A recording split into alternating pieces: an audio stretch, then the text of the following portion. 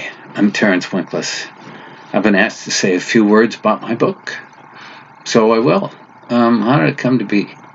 In the fall of 2019, I got an email out of the blue from a good guy named Stuart Hirsch. He was putting together celebrities for an autograph signing event in Parsippany, New Jersey. I don't usually participate in these things. I'm not on that side of the camera. I'm usually a director. But once upon a time, I've been Bingo the Gorilla.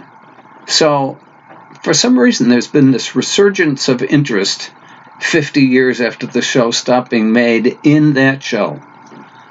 So, we were among the many celebrities, I think there were, 25 or 30 of them at this event in New Jersey.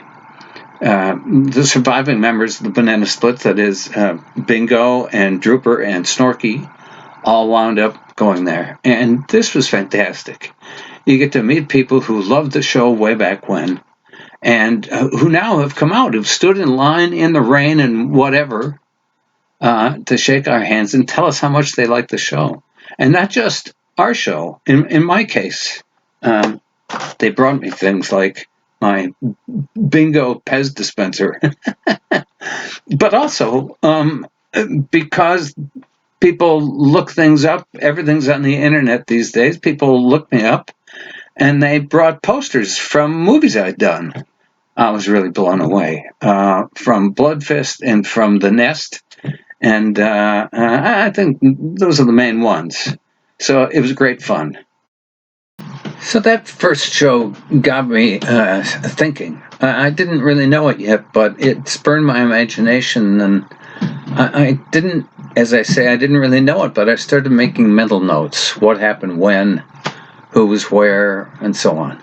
And before anything could happen, I got a request to come and do a second show. This one in L.A. You can't beat that. That's my old stomping ground.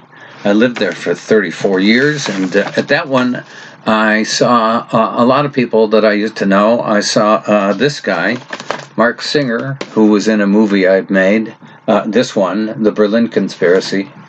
And I saw Alex Datcher, who was in a couple of TV shows that I did, and Brian Thompson, who is the bad guy in a kickboxing movie that I made.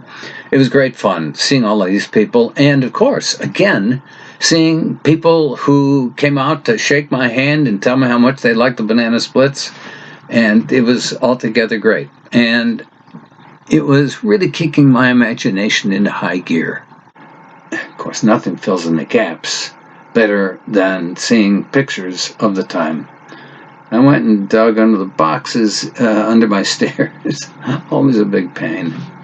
Actually, I get Laura to do it, my daughter, because she can bend over more easily than I can.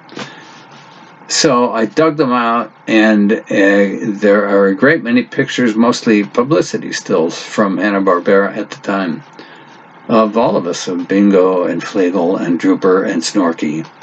And it really got me cooking. And I've said that a number of times now, but so what?